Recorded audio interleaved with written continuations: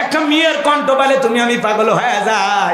রাত 3:30টার পরে কুড়িগ্রামের এক মহিলা আমারে ফোন দিছে, বলে হ্যালো তুমি কে সোহেল? আমি তখন বললাম না মা, আমি একটা হুজুর মানুষ। ভাই ঢং করো না, রাত চলে গেলে আফসোস করবা। ও কি তাহাজ্জুদ পড়ার জন্য ডাকতেছে? কথা কর না কে? এই যুব সমাজকে নষ্ট করেছে মোবাইল। মোবাইলের ওজন কম, কিন্তু মোবাইলের মাধ্যমে পাপের ওজনটা অনেক বেশি। কথা বলেন ভাই, কথা বলেন। একটা মেয়ে যদি রং নাম্বারে মিস কল দেয়, 17টা সিম কার্ড পরিবর্তন করে হলেও কল দাও, মেয়েটা বলে ভাইয়া সরি ভুল করে আমি কল দিয়েছি। বলে কেন ভুল করে কল দিলি? নিবানো আগুন কেন জ্বালাইলে, এখন ভালোবাসা দিবি কিনা বল। একটা মেয়ের কণ্ঠ বলে তুমি আমি পাগল হয়ে যাই। রাত 3:30টার পরে কুড়িগ্রামের এক মহিলা আমারে ফোন দিছে, বলে হ্যালো তুমি কে সোহেল? আমি তখন বললাম না মা, আমি একটা হুজুর মানুষ। ভাই ঢং করো না, রাত চলে গেলে আফসোস করবা। ও কি তাহাজ্জুদ পড়ার জন্য ডাকতেছে? কথা কর না কে? এই যুব সমাজকে নষ্ট করেছে মোবাইল। মোবাইলের ওজন কম, কিন্তু মোবাইলের মাধ্যমে পাপের ওজনটা অনেক বেশি। কথা বলেন ভাই, কথা বলেন। সারা রাত জায়গা জায়গা রুমের দরজা লাগায় মোবাইল অশ্লীল ভিডিও দেখে। মা বাবা যখন ডাক দেয় রুবেলে তোর ঘরে আলো বলো কেন, তখন বলে বাংলাদেশ স্বাধীনতার যুদ্ধ হয়েছে 1971 সালে ধানমন্ডিতে পরের ভান করে। কথা কম। আবার মা বাবা চলে যায়, আবারও মোবাইলে উল্টা পাল্টা ভিডিও দেখে। অনলাইনে ফ্রি ফায়ার, পাবজি, সাসাজি, ভাতিজি, কত উল্টা পাল্টা গেমস আছে না নাই ভাই? অনলাইনে জুয়া আছে না নাই? IPL BPL এ জুয়া আছে না নাই? যুবকেরা হলো এদের মোবাইল হাতে দিবেন না, বাটন ফোন নাই ওটা দিবেন। কথা কয় রাখেন। বিয়ের আগে সন্তানের হাতে কখনো মোবাইল কিনে দেবেন না, মনে থাকবে তো ইনশাল্লাহ। এই মোবাইলের কারণে পুরো সমাজ শেষ হয়ে যাচ্ছে। মোবাইলের কারণে তরুণরা নষ্ট হয়ে যাচ্ছে। কথা বলে ঠিক কিনা? দেশে মোবাইল আইছে, চিঠি বন্ধ হইয়াছে, দিওয়ানা বানাইছে, পোলা মাইয়ার মনের কথা ভাসে বাতাসে। ও দেখো বোলা পানের মন বাদা ফেসবুকে এখন, ও দেখো বোলা পানের মন বাদা ফেসবুকে এখন, মোবাইলে চ্যাটিং কইরা কাটায় সারাক্ষণ। এই মোবাইল পাইয়া দেখো মদনের মাইয়া, এই মোবাইল পাইয়া দেখো মদনের মাইয়া কি কাণ্ড ঘটাইছে। স্বামী সংসার রাইখা নাকি পলাইয়া গেছে, সে যে স্বামী সন্তান রাইখা নাকি পালাইয়া গেছে। 2 বাচ্চার মা, 4 বাচ্চার মা পরকীয়া প্রেম করে আরেকটা ছেলের হাত ধরে পালিয়ে যায়। যে নারী সন্তান রেখা, স্বামী রেখা আরেকটা পর পুরুষের হাত ধরে পালিয়ে যায়, ওটা নারী না, ওটা পাশানি, ডাইনি, কাল লাগিনি, ওটা বিশ্বাসঘাতক নারী, ওটা নারী জাতির কলঙ্ক, কলঙ্ক, কলঙ্ক। কেমনে পারলি মা? ও বোন তুমি কেমনে পারলা স্বামী রেখা, সন্তান রেখা আর একটা পুরুষের হাত ধরতে? এই স্বামীর কি হবে? এই সন্তানদের ভবিষ্যৎ কি হবে? ও মা, তুই না মা জাতি, কেমনে পারলি মা? 2-3টা বাচ্চা রেখে কেমনে পারিস আর একটা ছেলের হাত ধরতে? এত বড় স্বার্থপর বেঈমান কেমনে হলি মা? কথা কন। আজকে পরকের অভিশাপে সমাজটা শেষ হয়ে যাচ্ছে। মাঝে মাঝেই দেখেন টাঙ্গাইল থেকে মহিলা বগুড়ে চলে যাচ্ছে। কেন মা? কয়েক গ্রামের বল্টু কি করছে? কয় মোবাইলে আমার সাথে প্রেম করেছে। আমরা একাধিকবার স্বামী স্ত্রীর মতো হোটেলে, আমি আর বললাম না, বুঝে নেন তো। এখন কি আমার পেটে 6 মাস, আমাকে যদি বউ বলে স্বীকৃতি দেয় ভালো, আমি আমার বাচ্চার স্বীকৃতি চাই, না হলে আমি আত্মহত্যা করে মরে যাব। তো মরাই উচিত, কারণ তোদের মতো নারীর কারণে সমাজটা শেষ হচ্ছে। এই কথা কর। নারী কান্নাকাটি করে একেবারে যা বলে মানুষ মনে করে সব দোষ পুরুষের, নারীর কোনো দোষই নাই, মনে হয় ফিটের খায়। একটা নারী যদি চিন্তা করে পুরুষকে পাত্তা দেব না, পুরুষের নানা দাদা মরে যাবি জায়গায়, কাজ হবে না। কথা কর। সমস্যা তো নারীতে। একটু যদি খালি যুবক রোমান্টিক 2-1টা ডায়লগ দেয়, আকাশ বাতাস সাক্ষী, আমি তোমার, তুমি আমার, মায়ের দুধের কসম, বউ তোমাকেই বানাবো, শেষ। আর কাবির নামা লাগবি না। কথা কয় না কে? রাগ করে। সব দোষ কি নারীর? এক হাতে তালি বাজে, পুরুষের দোষ নাই। এই ছেলে, যুবক, তোমাকে বলছি, তোমার স্ত্রীর সাথে যদি কেউ পরকীয়া প্রেম করে মাইনে নিবা? অনেকে কথা বলেন ভালোবাসা শেয়ার করবেন নাকি? আপনাদের মন অবশ্য বড় নাকি? আপনার বউয়ের সাথে কেউ পরকীয়া প্রেম করলে মানবেন? আপনার বোনের সাথে? জোরে কর। মায়ের সাথে? ফুপু, খালা? তাহলে তুমি যার সাথে পরকীয়া প্রেম করো, এই ছেলে শোনো, যুবক, তুমি যেই নারীর সাথে সম্পর্ক করো, স্বামী সন্তান থাকা অবস্থায়, ওই নারী তো কারো না কারো স্ত্রী, কারো না কারো মা, কারো না কারো মেয়ে, কারো না কারো ফুফু, কারো না কারো খালা। এই নির্লজ্জ বেহায়া অসভ্য ছেলে, কেমনে পারো তুমি? একটা নারীর স্বামী আছে, সন্তান আছে, সেদিকে নজর দিতে কেমনে পারো? কত মহিলা আছে স্বামী পরিত্যক্তা, 2-3টা বাচ্চা, অভাব অনাটন নাই, কেউ দেখার, যা না হাল ধর যা, 2-3টা বাচ্চার দায়িত্ব নেই, মহিলারও দায়িত্ব নেই, আল্লাহ খুশি হবে। কত অভাবগ্রস্ত পরিবার আছে, দুঃখী অসহায়, মেয়েটার বিবাহ দিতে পারে না, যা না ছেলে যা, ওই মেয়েটারে বিয়ে কর, আল্লাহ খুশি হবে। তুমি কি পরকীয়া প্রেম করো? অন্য মানুষের বউ, তোর রুচিতে সমস্যা, তোর মাথায় কুত। রাগ করেন কি ভাই? কথা খারাপ হচ্ছে, ঠিক আছে না? ভালো মানুষ হয়ে যা বাবা, তোরা ভালো মানুষ হয়। সময় গেলে এগুলো দেখতে খারাপ লাগে। কোন ছেলে আজ পর্যন্ত কোন মেয়ের বাড়িতে গেল না যে অমুকের আমি বিয়ে করব, কোন ছেলে যায় না। তোরা আসিস কেন? এই মহিলারা তোমরা আসো কেন? এই জন্য মাকে বলতেছি, বোনদের বলতেছি, নিজেকে সস্তা বানায় না। বিবাহের আগে বৈধ সম্পর্ক স্থাপন না হওয়া পর্যন্ত, কাবিননামা না হওয়া পর্যন্ত, কবুল না করা পর্যন্ত, মহরানা পরিশোধ না করা পর্যন্ত পাস করতে দেবেন না। নিজের একটু দাম বাড়ান, কমাইন না। আপনাদের মর্যাদা অনেক উঁচুতে মা, অনেক উঁচুতে। আপনারা ফাতেমা খাদিজার উত্তরসূরি মা, কথা কন। নিজের সস্তা বানায় না মা, বেপরদায় চলো না, পর্দা করো। অকরনা ফি বুয়ুতিকুন্না ওয়ালা তাবাররাজনা তাবাররুজাল জাহিলিয়াতিল উলা। নারীরা তোমরা ঘরের ভিতরে অবস্থান করো, খবরদার জাহিলিয়াত যুগের মেয়েদের মতো নোংরা অশ্লীল পোশাক পরে নিজের দেহকে প্রদর্শন করো না। নারীরা পর্দায় থাকলে নিরাপদ থাকবে। পর্দা নারী সিকিউরিটি দেবে। পর্দাশীল নারীর উপরে আল্লাহর রহমত নাজিল হয়। যে নারী ঢিলা ঢালা বোরকা পরে হাত মুজে পা মুজে লাগায়া রাস্তাতে হেঁটে যায়, মনের অজান্তে শ্রদ্ধা সম্মানে মাথাটা নত হয়ে আসে। আল্লাহ আমার মা বোনদের হেদায়েত দান করেন। কোন সম্ভ্রান্ত ভদ্র ফ্যামিলির মেয়ে বোরকা ছাড়া বাহিরে যেতে পারে না। আপনি স্বামী, আপনার দায়িত্ব আপনার বউকে খাস পর্দা করানো। আপনার বাবা হিসেবে দায়িত্ব আপনার মেয়েটাকে পর্দা করানো। কথা কয় খালি ঠিক এই প্যান্ডেল পর্যন্ত যেন না থাকে। কাল থেকে সিদ্ধান্ত নেবে, বউ এক পা এই বাড়ির থেকে ওই বাড়িতে গেলেও বোরকা পরে যাওয়া লাগবে। কথা কন, আপনাদের মধ্যে ভেজাল আছে। জোরাতালি দাও, বন্ধু বান্ধব নিয়ে এসে বলে, এই টুনটুনি জান কই তুমি? এই যে আমার বন্ধু রুবেল এসেছে, একটু আসো না, চা নিয়ে আসো, বিস্কিট নিয়ে আসো। দোস্ত বস, তোর ভাবি দেখছিস? মাশাআল্লাহ একটা বউ পাইছি দোস্ত, আজকে দেখবি। এই আবার নজর দিস না, কত বড় বদমাইশ। বউরে দেখাবে আবার এগুলো কয়। ভাবিরে নজর দিবি না, ভাবিরে নজর দিবে না।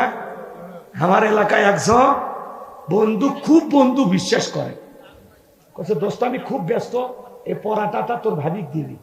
পরাটার মধ্যে আস্তে করে ঘুমের ট্যাবলেট দিছে, শেষ। আমি আর বাকিটা বললাম না, এটা ইতিহাস। এই সমাজ গেছে কোন জায়গায়, কেমনি বুঝাবো আপনার বন্ধুকে আপনি আমার বউ দেখাচ্ছেন? আর জায়েজ আছে?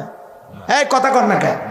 একটা খাবারের টেবিল, আপনি বসছেন, আপনার শ্বশুর, আপনার শালা, আপনার বন্ধু, আপনার বউ খাবার পরিবেশন করতেছে। আপনার শ্বশুর তাকাচ্ছে, এটা তার মেয়ে, মানে তার মা। মেয়েকে মানুষ মা কয়ে ডাক দেয় না? আমার মেয়ে আছে, আমার দুইটা মেয়েকে আমি মা কয়ে ডাক দিই, আম্মা কয়ে ডাক দিই, সবসময় মা কয়ে ডাক দিই। শোনে কথা, শোনে। শ্বশুর তাকাচ্ছে, এটা কে? তার মেয়ে, মা। ভাই তাকাচ্ছে, এটা তার বোন, মায়ের পেটের বোন।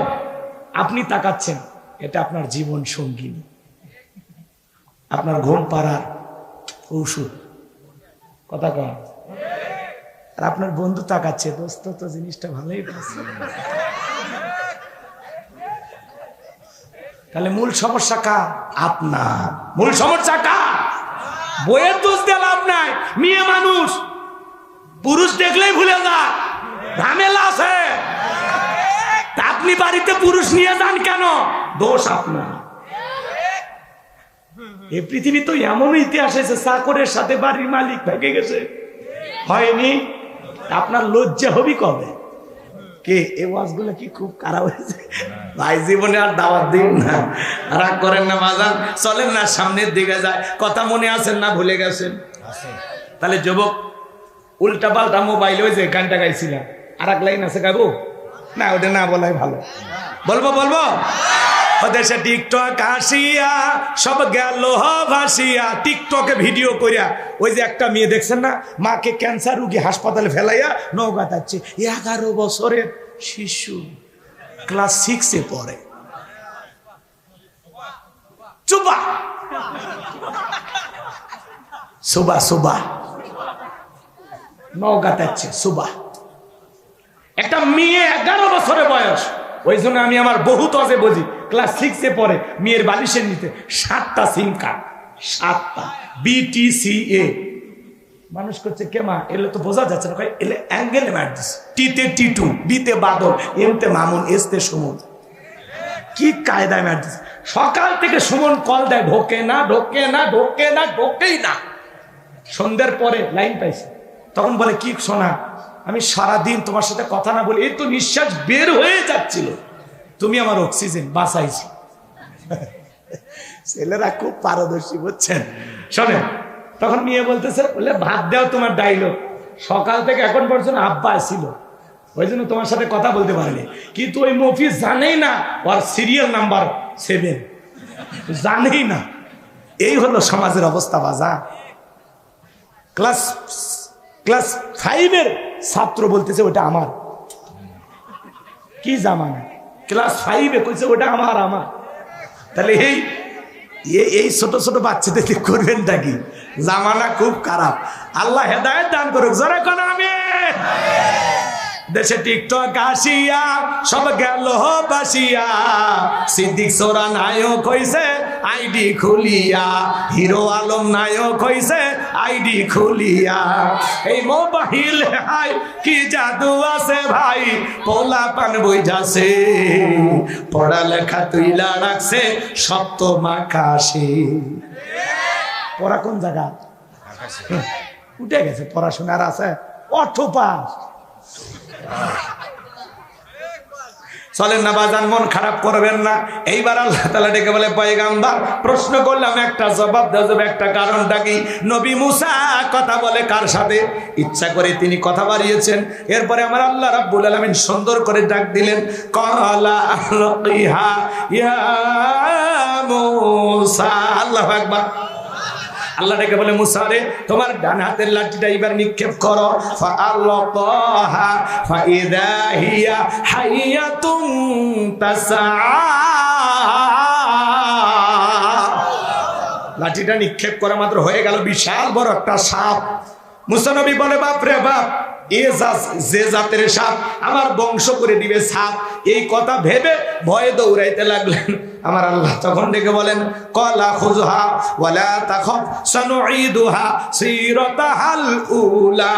ও নবী মুসা, ভয় পেও না, আমি আল্লাহ লাঠিকে সাপ বানাইলাম, আবার তুমি কি করো, সাপটাকে ধরো, আবার পূর্বের মতো লাঠি বানায় দিব। বলুন না সুবহানাল্লাহ।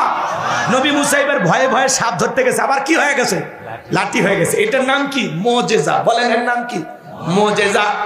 এই ছেলে, এই ভাতি যাই, শোনো ময়না, 10টা মিনিট তুমি থাকো কলিজায়, ফিনিশিং দেবো বাজার। আয়াত তিলাওয়াত করলে খারাপ লাগে? আয়াত বাদ দিয়ে খালি কাহিনী বললে হবে? আয়াতগুলো শেষ করি, কয়েকটা আয়াত আছে। মনোযোগ দিয়ে শোনেন বাজান গো আমার, হৃদয়ের কান পেতে কথাগুলো শুনে যান। এইবার আল্লাহ রাব্বুল আলামিন বলেন ওয়াদহুম ইয়াদাকা ইলা জানাহিকা তাখরুজ বাইদা আমিন গায়রি সুইন আয়াতান উখরা লিনুরিয়াকা মিন আয়াতিনাল কুবরা। বগলের নিচে ঢোকা, ওখান থেকে বের করো, কোন দুধ ছাড়া ধপধপে উজ্জ্বল সাদা চমৎকার আলো ছড়াবে। এই যে কুদরতের দুইটা নিদর্শন দান করলাম, দুইটা মুজিজা দান করলাম, এইবার তোমার দায়িত্ব হলো ইযহাব ইলা ফিরআউনা ইন্নাহু তাগা। আল্লাহু আকবার। ফিরআউনের নিকট চলে যাও, ফিরআউনকে যা বলে, ফিরআউন রে তুমি সীমা লঙ্ঘন করেছো, এখনো সময় আছে, পরিবর্তন হয়ে যাও, আমার আল্লাহ রাব্বুল আলামিনের দাওয়াত নিয়ে যাও। ও নবী মুসা, ফিরআউনের নিকট যা বলো, ফিরআউন রে তোর বানানো আইন দিয়ে মিশর চলবে না, এখন থেকে মিশর পরিচালনা হবে আল্লাহর আইন দিয়া। আল্লাহু আকবার। নবী মুসা ডেকে বলে আল্লাহ আপনি কি ভুলে গেছেন আমি ফিরআউনের দরবারে মার্ডার কেসের আসামি, গেলেই তো ফাঁসি দিয়ে মারবে। আমার আল্লাহ ডেকে বলে পয়গম্বর ভয় পাওয়ার কোনো কারণ নাই, আমি আল্লাহ যার সাথে আছি, কোনো জালেম ফাঁসি দিয়ে মারতে পারবে না, আগুনে পোড়ায় মারতে পারবে না, পানিতে ডুবায় মারতে পারবে না, হাজারো দিন রিমান্ডে নিয়েও ওরা মুমিনের মুখের হাসি কেড়ে নিতে পারবে না। বলুন সুবহানাল্লাহ। এইবার নবী মুসা ডেকে বলে আল্লাহ যেতেই হবে। আমার আল্লাহ ডেকে বলে অবশ্যই ফিরআউনের নিকট তোমাকে যেতেই হবে, এটা তোমার দায়িত্ব, আমি আল্লাহ তোমাকে নবী বানাইছি। নবী মুসা তখন ডেকে বলে আল্লাহ অন্তরে দুরু দুরু ভাব হয়, একটু আপনার কাছে দোয়া করি। ছোটবেলায় যখন মাদ্রাসায় পড়েছিলাম, কোরআন হাতে তুলে দেওয়ার সময় হুজুর এই দোয়াটা পড়িয়েছিলেন, আমি ভেবেছিলাম এটা কোরআন খোলার দোয়া, কিন্তু তাফসীর পড়তে এসে বুঝলাম না না, এটা কোরআন খোলার দোয়া না। নবী মুসা আলাইহিস সালাম যখন জালেম ফিরআউনের নিকট দাওয়াত দিতে গেছিলেন, সেই সময় আল্লাহ তাআলার কাছে দোয়া করে বলেছিলেন ক্বালা রাব্বিশরাহ লি সাদরি ওয়া ইয়াসসির লি আমরি ওয়াহলুল উকদাতাম মিন লিসানি ইয়াফকাহু কওলি ওয়াজআলনি ওয়াজিরাম মিন আহলি হারুনা আখি। আল্লাহু আকবার। ডেকে বলেন হ্যাঁ আমার রব, আমার বক্ষকে প্রশস্ত করে দাও, আমার কাজকে সহজ করে দাও, জিহ্বার জড়তাকে দূর করে দাও, যাতে সহজেই মানুষ আমার কথা বুঝতে পারে, আর আমার পরিবারের মধ্য থেকে আমার ভাই হারুনকেও আপনি নবী বানায়া দেন। চিৎকার মেরে বলুন আল্লাহু আকবার। আমার আল্লাহ ডেকে বলে পয়গম্বর দোয়া মঞ্জুর করা হলো, তোমার ভাই হারুনকেও আমি আল্লাহ নবী বানায়া দিলাম। এইবার দুইজন মিলে ফিরআউনের নিকট চলে যাও। নবী মুসা আলাইহিস সালাম তখন তার ভাই হারুন আলাইহিস সালামকে সঙ্গে নিয়ে ফিরআউনের নিকট চলে আসলেন এবং ঘোষণা করলেন ওয়াকালা মুসা ইয়া ফিরআউনু ইন্নী রাসূলুম মির রাব্বিল আলামিন। নবী মুসা আলাইহিস সালাম ডেকে বলেন হে ফিরআউন, আমি বিশ্বের রবের পাঠানো একজন রাসূল, সত্য আল্লাহর ব্যাপারে সত্য ছাড়া অন্য কিছু বলবো না, বিদায় বনি ইসরাইলদেরকে মুক্ত করে আমার সঙ্গে যেতে দাও। ফিরআউন তখন ডেকে বলে সত্যি যদি তোমার কাছে স্পষ্ট দলিল বা প্রমাণ কোনো কিছু থাকে সেটা আমার সামনে উপস্থাপন করো। ক্বালা ইন কুনতা জিতা বিআয়াতিন ফাতি বিহা ইন কুনতা মিনাস সাদিকিন। তুমি যে নবী, কি প্রমাণ আছে বাবা দেখাও। নবী মুসা আলাইহিস সালামের প্রমাণ দেখতে চায়, যদি তুমি তোমার দাবিতে সত্যবাদী হও উপস্থাপন করো, কি প্রমাণ আছে। নবী মুসা আলাইহিস সালামের কয়টা প্রমাণ আছে? দুইটা। লাঠি ফেলাইলেন, হয়ে গেল সাপ। বগলের নিচে থেকে হাত বের করলেন, কি সুন্দর জ্যোতিময় আলো, সূর্যের আলোর মতো ঝলমল করে। সুবহানাল্লাহ বলেন। এই দুইটা দৃশ্য দেখার পরে ফিরআউনের এমপি মন্ত্রী যত ছিল সবাই ডেকে বলে ইন্না হাযা লাসাহিরুন আলীম। ছেলেটা মস্ত বড় জাদুকর। এমপি মন্ত্রীরা কি কয়? জাদুকর। তখন ফিরআউন ডেকে বলে এ জাদু দেখায় আমাদেরকে ভয় দেখায় দেশ থেকে বিতাড়িত করবে আর ক্ষমতার চেয়ারে বসবে, এটাই এই ছেলের মতলব। তখন বলতে আসছে এমপি মন্ত্রীরা তোমরাই বলো কি করা যায়। তখন তারা বললো নেতা, এ দেশে তো জাদুকরের অভাব নাই, ওই ছেলেও জাদু দেখাইছে, আমরাও জাদু দেখাবো। নবী মুসা দেখায় মজেজা, কিন্তু এদের কাছে জাদুর মতো মনে হয়েছে, কারণ ওই দেশে ওই সময়ে ব্যাপক জাদুর প্রসার ছিল। সংক্ষিপ্ত কথা বোঝেন। এইবার তারা কি করলো? ইয়াতু বিকুল্লি সাহিরিন আলিম। শহর বন্দর থেকে তারা দক্ষ জাদুঘর ফিরআউনের দরবারে উপস্থিত করলো। এইবার সমস্ত জাদুঘর নেতার সামনে উপস্থিত হয়, বলে নেতা মাঠে নামার আগে জানার দরকার আছে না যে ট্রফিটা দামি প্রাইস কোনো কিছু আছে কিনা, বেনিফিটটা কি, লাভটা কি, জয় পরাজয় আছে না। তো যারা বিজয়ী দল তাদের জন্য কি থাকছে পুরস্কার জানার দরকার নাই। সমস্ত জাদুঘর বলেন নেতা আপনার পক্ষ নিয়ে যদি আমরা লড়াই করি, নবী মুসার সাথে যদি জাদুর বান নিক্ষেপ করি, তো আপনি আমাদেরকে কি দেবেন? যদি আপনার শত্রু মুসাকে পরাজিত করতে পারি। ফিরাউন তখন পুরস্কার ঘোষণা করে কি বলেছিল জানেন? ফিরাউন তখন বলে ক্বালা নাআম ওয়া ইন্নাকুম লামিনাল মুকাররাবিন, তোমরা হবে আমার নিকটতম ব্যক্তি, এই দরবার হবে তোমাদের বসবাসের জায়গা। নেতা যদি বলে তুমি আমার লোক, আর কিছু লাগে, নেতার কথায় ক্রস ফায়ার করা যাবে, রাতকে দিন করা যাবে, ভাতের হোটেল বানায়া নাটক করে পাবলিককে ধোকা দেওয়া যাবে। কথা বলে ঠিক না? ইমাম মুয়াজ্জিমের কোনো অপরাধ আছে? মিথ্যা মামলা হামলা দিয়া বইয়ের কাছে ঘুমাইতে দেয়নি। অন্ধ মানুষ সুপ্রিম কোর্টে গেছে গাড়ি পুনরের মামলার আসামি। অন্ধ মানুষ গাড়ি বাড়ি কিছু চেনে? কত বড় মিথ্যাবাদী ছিল। আমি যেদিন এই কথা শুনেছিলাম মনে হচ্ছে যে শয়তানের সাথে যদি আমার মিল থাকতো, আর আমি বলতে পারতাম যে শয়তান তোর কি বিশ্বাস হয় যে অন্ধ মানুষ গাড়িতে আগুন লেগে দিছে? শয়তান সেদিন বলতো গোলাম রব্বানি এটা হলো পৃথিবীর সবচাইতে বড় মিথ্যা কথা। এই কথা কন, কিন্তু ওর সাথে আমার কালেকশন নাই, এজন্য জিজ্ঞাসা করতে পারিনি। রাগ করেন? আচ্ছা অন্ধ মানুষ কোনোদিন গাড়ি আগুন লাগায় বাজা পথ চেনে না, হ্যাঁ উষ্টে খায় পড়ে যায়, পুকুরত পড়ে, বউকে ঠিক মতো চেনে না, অন্ধ মানুষ বলছে। রাগ করেন আপনারা? এগুলো হলো মিথ্যা। কোনো আলেম দর্শনকারী হতে পারে না। কোন এক মানুষ শহীদি কাফেলা নিবেদিত সৈনিক হওয়ার কারণে 15টা 20টা 50টা 100টা মামলা দিয়ে কি এখন আবার বলে আমার নামে মিথ্যা মামলা দেওয়া হচ্ছে। ও এর আগে যে আপনারা দিয়েছিলেন সব সত্য মামলা না? মামলা দেখছেন কি সারা দেশে যে পরিমাণে মামলা হচ্ছে, ভয়ে আপনার কি মনে হয় উনি আসবে? এই জন্য বলতেছি যারা আছেন ভাই এদেশে চুপচাপ থাকেন, মিলেমিশে থাকেন, তো অবাক করে ভালো হয়ে যান, ঝামেলা করেন না।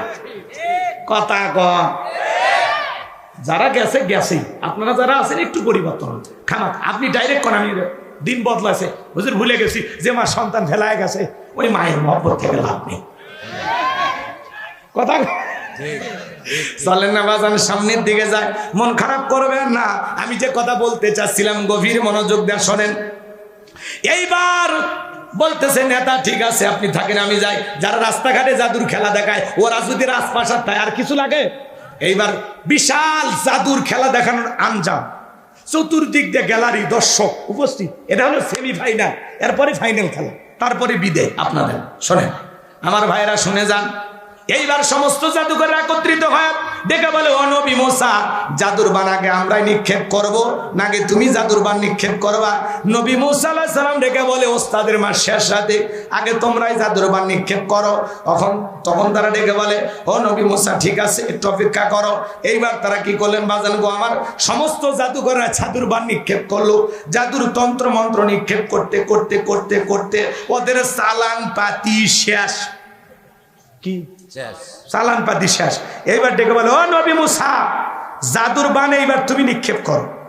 এইবার আল্লাহ তাআলা ওহীর মাধ্যমে নবী মুসা আলাইহিস সালামকে সুন্দর করে জানায়া দিলেন, ও নবী মুসা তোমার হাতে যে লাঠিটা আছে সুন্দর করে লাঠিটা ফেলায়া দাও। নবী মুসা আলাইহিস সালাম আল্লাহ তাআলার অর্ডার পাইয়া হাতের লাঠিটা যখন নিক্ষেপ করলেন, হয়ে গেল বিশাল বড় একটা সাপ। এই বিশাল বড় সাপ দেখে ফিরাউনের যত অনুসারী ছিল সমস্ত অনুসারীরা মাথা নষ্ট হয়ে গেছে। তখন তারা বলতেছে যে এটা কি দেখলাম? নবী মুসা আলাইহিস সালাম যে শোনেন লাঠি ফেলা মাত্রই সাপের ঠোঁটটা নিচুতে, ওপরের ঠোঁটটা 80 ফিট উঁচুতে, এক নিঃশ্বাসে জাদুর সমস্ত বান খায়। ডেকে বলে ফেরাউন আরো কি আছে? এই দৃশ্য দেখে ফিরাউনের পিছনের রাস্তা দিয়া গরম হাওয়া বের হয়ে গেছে।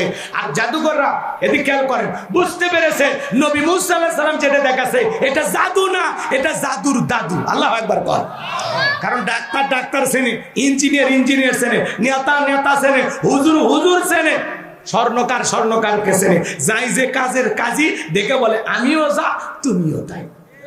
তো জাদুকররা বুঝতে পেরেছে নবী মুসা যেটা দেখাচ্ছে এটা জাদু না, এটা আল্লাহর কুদরতি শক্তি। বলুন না সুবহানাল্লাহ।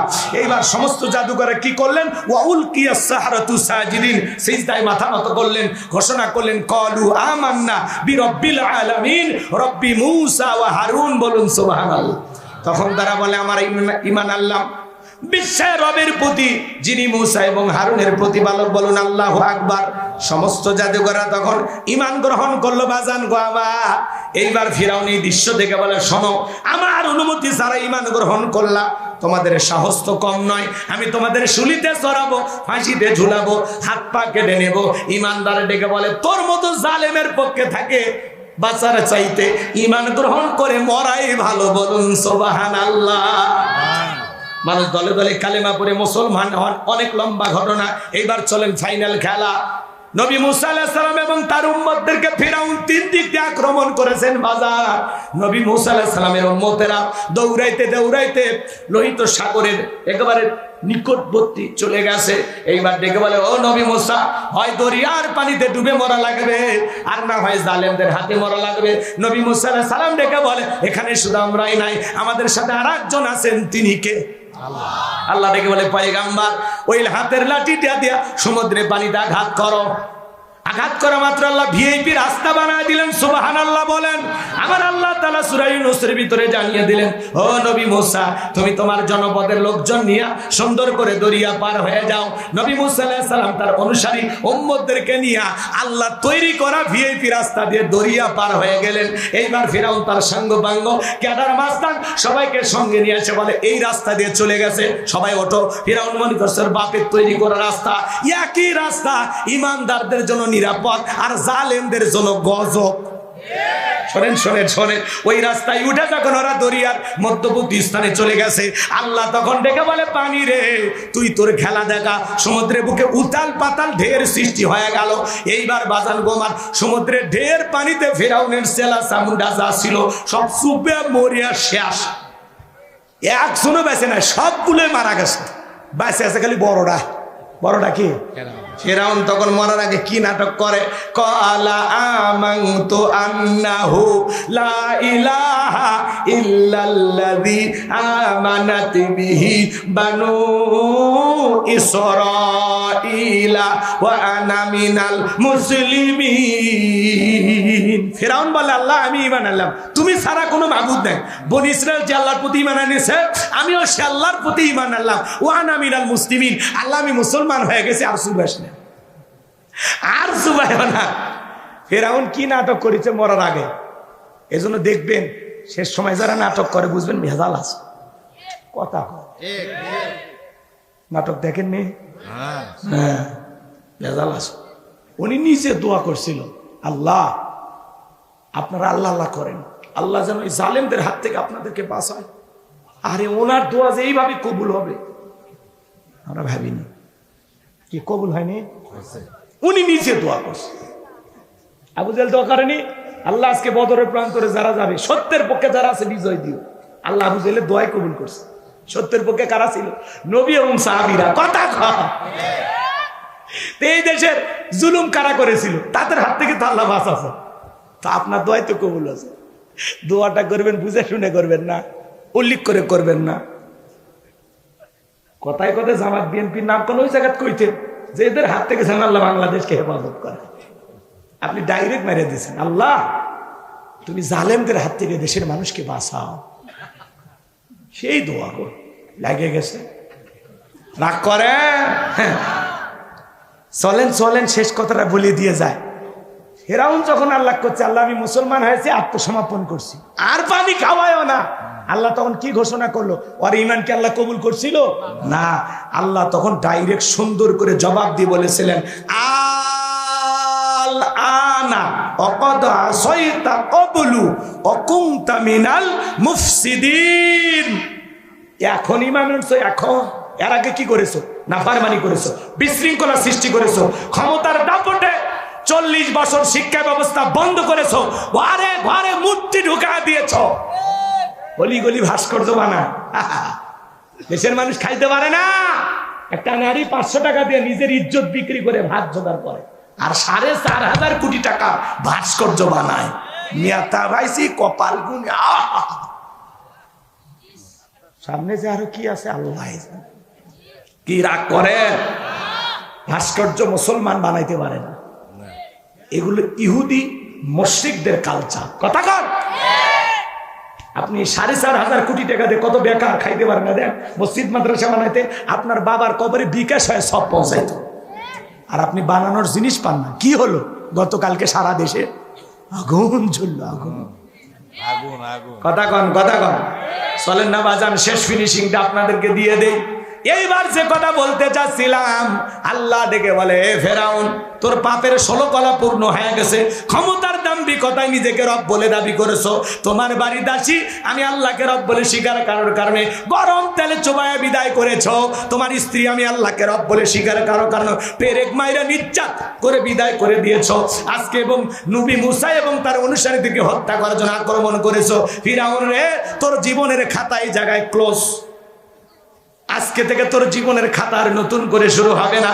তবে মরার আগে শোন, আমি আল্লাহ তোর লাশটা পৃথিবীবাসীর জন্য রেখে দেব শিক্ষার জন্য। আজও মিশরের জাদুঘরে ফিরাউনের লাশটা আছে না নাই? এটা তো ফিরাউনের লাশ না, এটা ফিরাউনের সুটকি। সুটকি মুসা প্রেমিকেরা যায় আর ডেকে বলে, এই সেই ফিরাউন, মার জুতা, মার জুতা। 50,000 1 লাখ টাকার জুতা যদি এই সুটকি ফিরাউনকে দেখে মারে, যেটা ফিরাউনকে পাইলে ওর চামড়া দিয়ে ডুগডুগি বাজাই। তো কথা বলেন ঠিক না? এজন্য মনে রাখবেন বাজান, নমরুদ ফিরাউনের জায়গা যেমন হয় নাই, আবু জেহেলের জায়গা যেমন হয় নাই, আজও পৃথিবীর জমিনে যারাই মুসলমানের রক্ত নিয়ে খেলা করবে, ওই জালেমদের পরিণতি নমরুদ ফিরাউনের চাইতে ভয়ঙ্কর হবে। জালেমদের জায়গা পৃথিবীর জমিনে হবে না, হবে না। আজ হোক কাল হোক পৃথিবীর মানচিত্রে মুসলমানদেরকে আল্লাহ বিজয় দিবেন। কারা কারা সেই বিজয় দেখতে চান? 2 হাত তুলে আল্লাহকে দেখান। লিল্লাহি তাকবীর। ভয় পাওয়ার কোনো কারণ নাই। ওয়ালা তাহিনু ওয়ালা তাহজানু ওয়া আনতুমুল আ'লাউনা ইন কুনতুম মুমিনিন। আল্লাহ বলে, মুমিনেরা হতাশাগ্রস্ত না, ভেঙে পড়ে না, দুর্বল হয় না। ঈমানের দায়িত্বে যদি মুমিন হও, ওয়া কানা হাক্কান আলাইনা নাসরুল মুমিনিন। মুমিনদের সাহায্য করা আমি আল্লাহর ওয়াজিব হয়ে যায়। বিজয় একদিন আপনার আমার হবেই, হবেই, হবেই ইনশাআল্লাহ। আল্লাহ যেন সেই বিজয় নিজের চোখে দেখার তৌফিক দান করেন। এই জমিনে যেন কোরআনের রাজ কায়েম হয়, আল্লাহ কবুল করেন। ওয়া আখিরি দাওয়ানা আনিল হামদুলিল্লাহি রাব্বিল আলামিন। যতটুকু আলোচনা হয়েছে, বক্তা শ্রোতা সবাইকে আল্লাহ আমল করার তৌফিক দান করুন। যদি পারেন, আমার গাড়িতে আমার লেখা একটা বই আছে, শেষ বিদায়। মৃত ব্যক্তিকে নবীজির তরিকায় কিভাবে বিদায় করতে হয়, জান্নাত জাহান্নাম সম্পর্কে অনেক কিছু বইটার ভিতরে দেয়া আছে। যদি পারেন 50 টাকার হাদিয়া দিয়ে ড্রাইভারের কাছ থেকে নিয়ে যাবেন। বইটার ভিতরে মোবাইল নাম্বার সব ঠিকানা দেওয়া আছে। আল্লাহর দান হোটেলে জাকির ভাই 3000 টাকা, মুন্নি 500 টাকা, মাহবুব 500 টাকা, হাসিনা 500 টাকা, সেলিম 1000। এ ভাই, একটা 2টা মিনিট দোয়া করতে দিবেন না? সভাপতি জনাব আলহাজ মোহাম্মদ শফিকুল ইসলাম কে আল্লাহ কবুল করে নাও। সভাপতি হিসেবে অনেকের নাম আছে, আলতাফ হোসেন, আল্লাহ তোমার গোলাম টাকা দিয়েছেন, আল্লাহ কবুল করেন। অনেকের নাম রয়েছে, আল্লাহ কবুল করেন। প্রধান অতিথি জনাব আলহাজ মোহাম্মদ জানি আলম খোকাকে কবুল করেন। বর্ণ অতিথি জনাব আলহাজ মোহাম্মদ দবিবুর রহমান, হ্যাঁ আল্লাহ তাআলা তোমার গোলামকে তুমি কবুল করে নাও। সম্মানিত অতিথি অনেকের নাম আছে, আল্লাহ কবুল করো। বিশেষ করে আমাদের সাবেক কাউন্সিলর জনাব মোহাম্মদ শাহুল করিম ভাই 20,000 টাকা দিয়েছেন, আল্লাহ তোমার গোলামের দান তুমি কবুল করো। হায়াত বাড়া দাও, জিন্দেগির গুনাহগুলো মাফ করে দাও। হ্যাঁ আল্লাহ তাআলা অনেকে দান করেছেন, বিশেষ অতিথি নাম লেখা আছে, কবুল করেন। আলোচনা করেছেন হাফিজ কারি মোহাম্মদ আজাদুল ইসলাম, হাফিজ মাওলানা মামুনুর রশিদ, হযরত মাওলানা মাসুম বিল্লাহ নোমানি।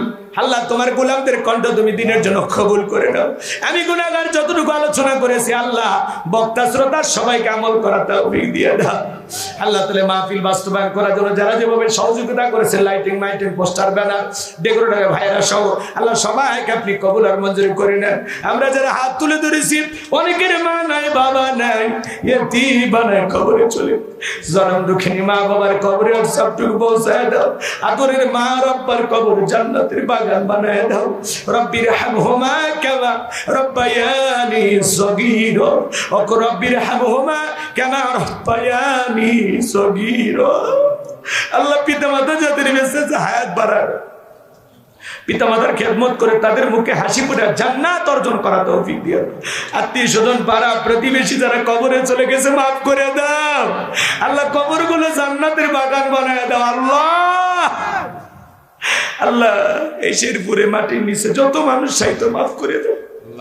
তাম পৃথিবীর মুসলিম উম্মাহকে হেফাজত করো, ফিলিস্তিনি মুসলমানদেরকে বিজয় দাও, কাশ্মীর চীনের উইঘুরের মুসলমানদেরকে আল্লাহ রক্ষা করো, ভারতের মুসলমানদেরকে হেফাজত করো, বাংলাদেশের মসজিদ মাদ্রাসা কবুল করো, হাক্কানি ওলামা ইকরামদের কবুল করো, দেশি বিদেশি সকল ষড়যন্ত্রের হাত থেকে আমাদের প্রিয় মাতৃভূমি বাংলাদেশকে আল্লাহ হেফাজত করো। আল্লাহ আমি গুনাহগার, অনেক কথা বলেছি আল্লাহ, এখান থেকে একটি কথা হলেও তোমার বান্দাদেরকে আমল করার তৌফিক দিয়ে দাও। আল্লাহ বক্তা শ্রোতা সবাইকে এখান থেকে আমল করার তৌফিক দিয়ে দাও। আল্লাহ মসজিদের সম্মানিত সুযোগ্য খতিব বাবার প্রিয় ভাই মামুনুর রশিদ, আল্লাহ তোমার গোলামের কণ্ঠ তুমি দিনের জন্য কবুল করে নাও। আল্লাহ তাআলা কমিটির ভাইরা বারবার যোগাযোগ করে সরাসরি আমাকে দাওয়াত দিয়েছেন, আল্লাহ তাদের হায়াতে তৈয়বা সিয়াতে কুল্লিয়া দান করেন। আল্লাহ আগামী বছর আরো বড় পরিসরে মাহফিলকে সুন্দর করে সাজানোর তৌফিক দিয়ে দেন। দেশ বরেণ্য কোন আলেমকে নিয়ে এসে আরো সুন্দর একটি আয়োজন তাদেরকে করার তৌফিক দিয়ে দেন। আল্লাহ এলাকাবাসীর উপর খাস রহমত বরকত নাজিল করেন। যারা দূর দূরান্ত থেকে কোরআনের কথা শোনার জন্য ছুটে এসেছেন সবাইকে নিরাপদে বাড়ি পর্যন্ত পৌঁছার তৌফিক দান করুন। সবাইকে আপনার রহমতের চাদরে আবৃত করুন। আল্লাহ জীবনে একটাবার আমাদের সবাইকে সোনার মক্কা মদিনায় কবুল করে নিন। আল্লাহ আমাদের সবাইকে তোমার ঘরের মেহমান হিসেবে কবুল করুন। আল্লাহ এই বছরে হজে যাওয়ার নিয়ত করেছি, আল্লাহ এই নিয়তটাকে তুমি পূরণ করে দিও। আল্লাহ তাআলা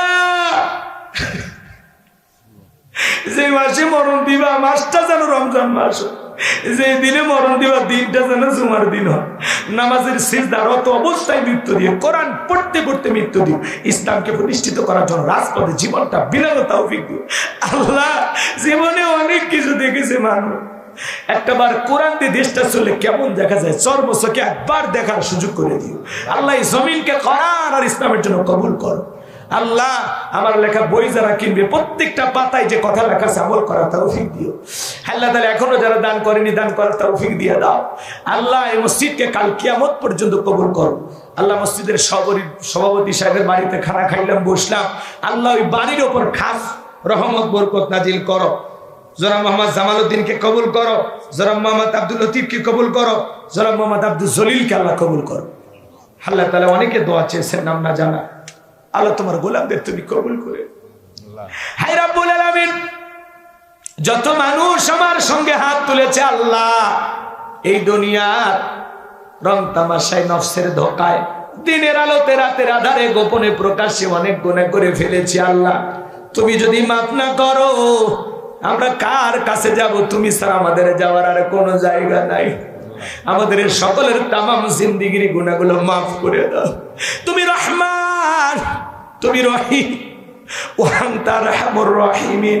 তোমার অনেক দয়া, তোমার দয়ার সাগরের দিকে তাকাইয়ে আমাদের সকলের তামাম জিন্দেগির গুনাহগুলো মাফ করে দাও। ওই কঠিন ভয়ঙ্কর জাহান্নামের আগুন থেকে আমাদেরকে বাঁচাও। রব্বানা আসরিফ আন্না আযাবা জাহান্নাম ইন্না আযাবাহা কানা গরামা।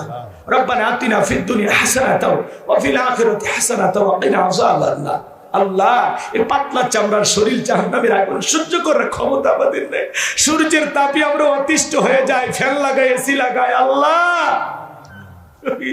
জাহান্নামের আগুনকে হাজার বছর জ্বালাইছো, ওই জাহান্নামের আগুন থেকে আমাদের বাঁচাও মালিক। আল্লাহ আজকের মাহফিলে যত মানুষ দান করেছে, মা বোনেরও দান করেছে, আল্লাহ কবুল কর। মা বোনের পর্দা করো তৌফিক দাও, নামাজি বানায় দাও। আজ থেকে আমাদের সবাইকে 5 ওয়াক্ত সালাত মসজিদে গিয়ে জামাতের সহিত আদায় করি তৌফিক দাও। এই মসজিদ কমিটির মুসল্লি ভাইদের কবুল করো। শেরপুরবাসীর উপর খাস রহমত নাজিল করো, বগুড়াবাসীর উপর খাস রহমত বরকত নাজিল করো। মিডিয়ার ভাইদের এই কথাগুলো সুন্দরভাবে সমাজে প্রচার করার তৌফিক দিয়ে দাও। আল্লাহ তাদের চলার পথকে নিরাপদ বানায় দাও। আল্লাহ আমাদের সমস্ত বালা মুসিবত থেকে হেফাজত করো। দেশি বিদেশি সকল ষড়যন্ত্রের হাত থেকে আমাদের প্রিয় মাতৃভূমি বাংলাদেশকে রক্ষা করো।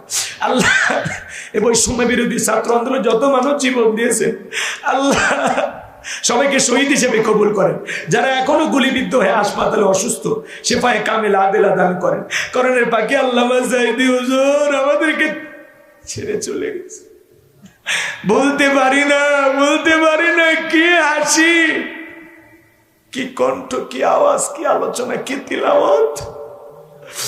তাফসীর জগতের রূপকার আল্লাহ কোরআনের বাকি আল্লাহ সাইদি হুজুরকে সাইদি হুজুরের কবরকে তুমি জান্নাতের বাগান বানিয়ে আল্লাহ তোমার গোলামকে তুমি জান্নাতের উচ্চ মাকাম দান করো। যত উলামা ইকরাম আহমদ শফি শাইখুল হাদিস আজিজুর রহমান মুফতি আমিনী জুবাইর আহমেদ আনসারী অসংখ্য উলামা ইকরাম বাবু নগরী সব বিদায় হয়েছে। আল্লাহ আপনি সবাইকে মাফ করে দেন। আল্লাহ এই জমিনকে কোরআন আর ইসলামের জন্য কবুল করো। তুমি জানো না এই জমিনে কারা তোমার দিনের জন্য মার খায়, কারো রক্ত দেয়, মামলা আমলা সহ্য করে। আল্লাহ এই জমিনকে কোরআন আর ইসলামের জন্য কবুল করো। জীবনে কোনোদিন এলাকার মানুষের সাথে আর যদি দেখা না হয়, আল্লাহ এই মুখগুলো জান্নাতের সিঁড়িতে পরিচয় করে। আমার সাদিক ভাই, হারুন ভাই, আব্দুর রহিম ভাইকে আল্লাহ কবুল করো। আল্লাহ সাদিককে সেবায়ে কামেলা আজিলা দান করো।